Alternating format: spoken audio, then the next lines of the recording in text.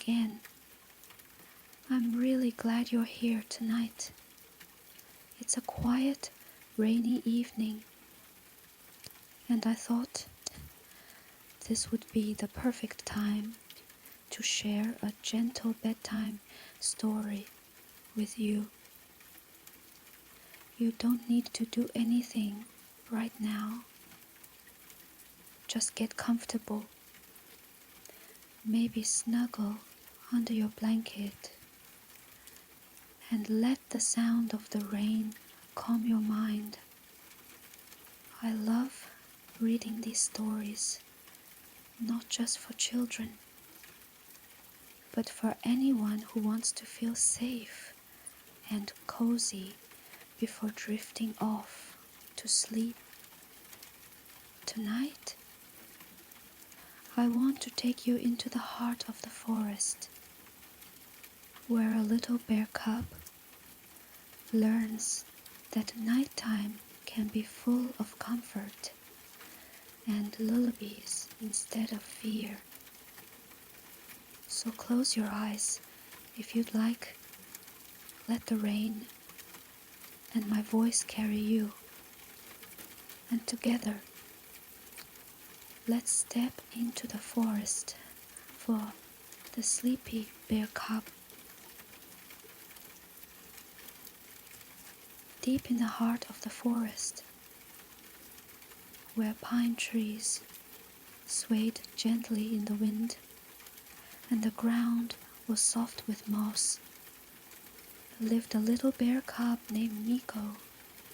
Miko was round, fluffy, and curious, with eyes that sparkled like tiny stars. But when night fell, those bright eyes often filled with worry.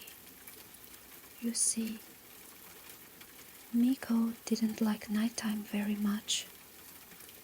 During the day, the forest was full of sunshine, laughter, and playful adventures. But at night, the world grew darker, quieter, and stranger. Shadows seemed to stretch longer than they should, and the forest filled with mysterious sounds.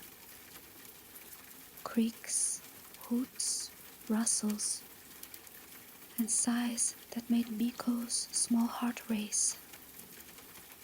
One evening, as the first silver rays of moonlight touched the treetops, Miko curled up in his den beside his big sister, Luma. She was older, calmer, and always seemed to know the answers to everything.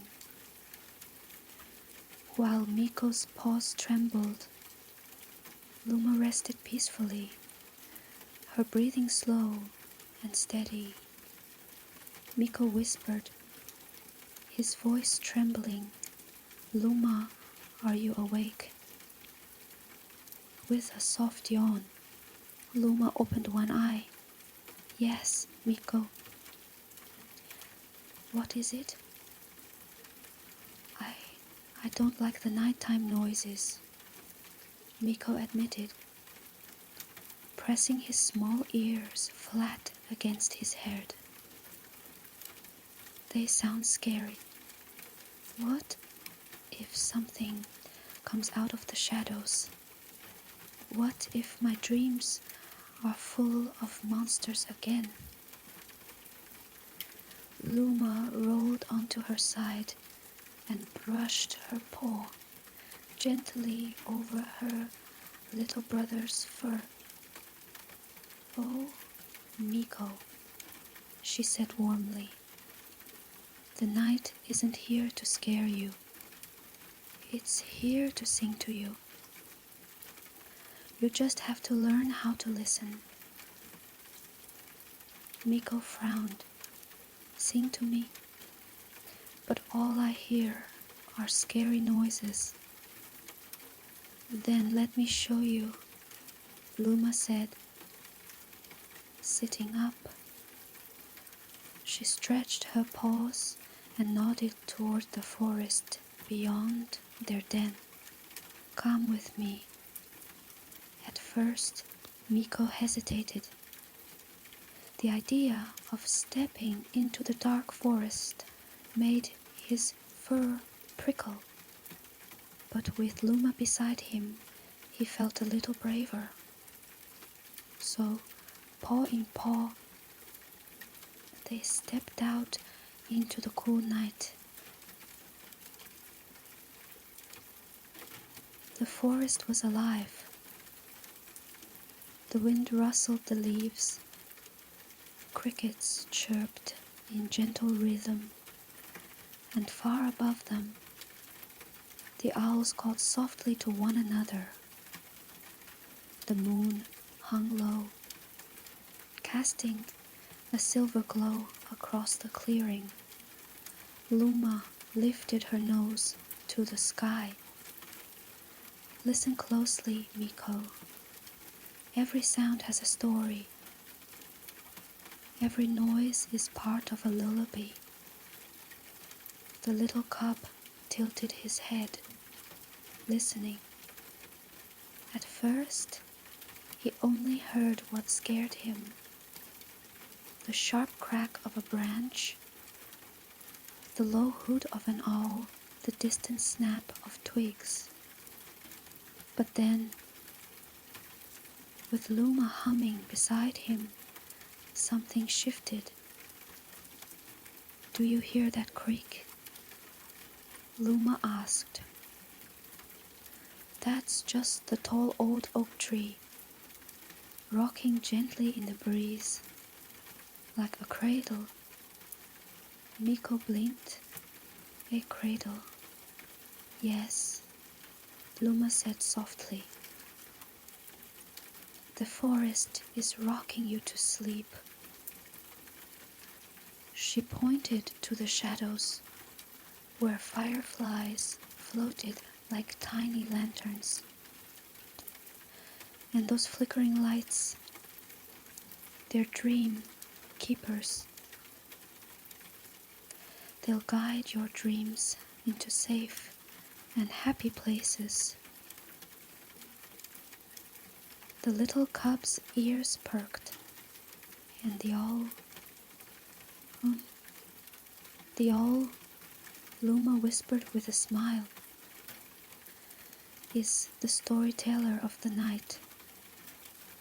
He calls out to remind us that even in the dark, wisdom and kindness are watching over us. Miko's fear began to soften.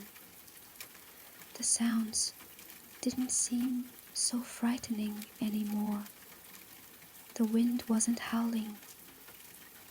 It was sighing, whispering through the trees like a gentle lullaby. But then Miko lowered his head. And what about my dreams, Luma? Sometimes they're scary too. I don't like it when I see monsters in them. Luma wrapped a comforting paw around her brother. Dreams are like clouds, Miko. You can shape them however you want. If a scary monster appears, you can give it a funny hat or make it dance like a silly clown.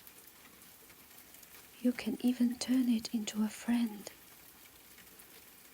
Miko giggled at the thought of a monster wearing a floppy hat, wobbling around clumsily.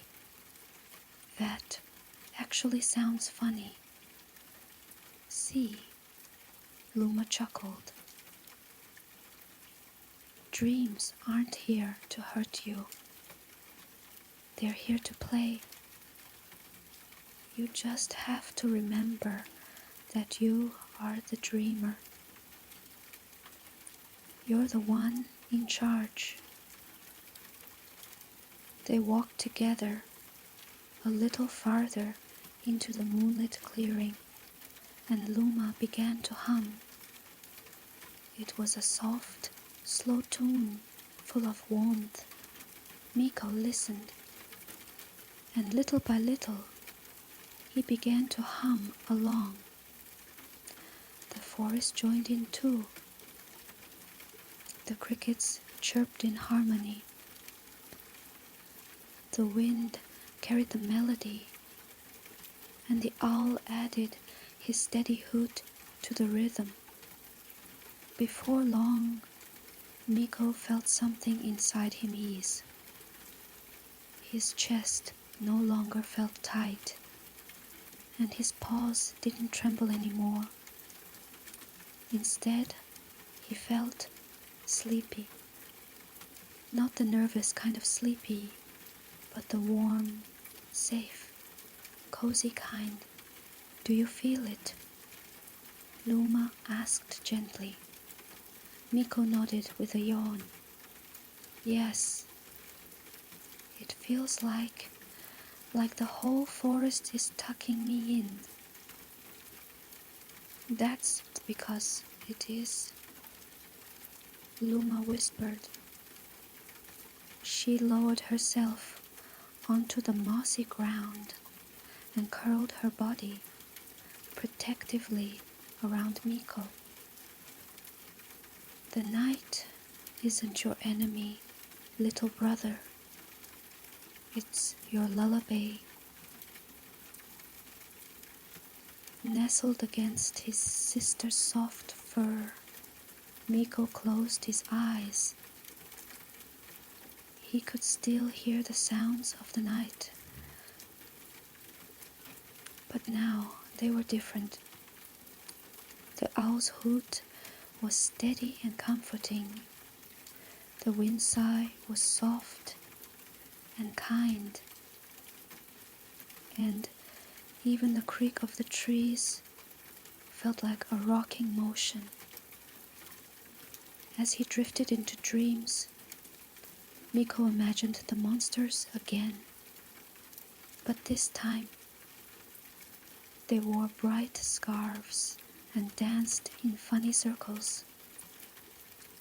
They weren't scary at all. They were playful, and he laughed in his sleep as he watched them. And from that night on, whenever Miko heard the forest sounds or felt a dream turning dark, he remembered his sister's words. You are the dreamer. You are in charge.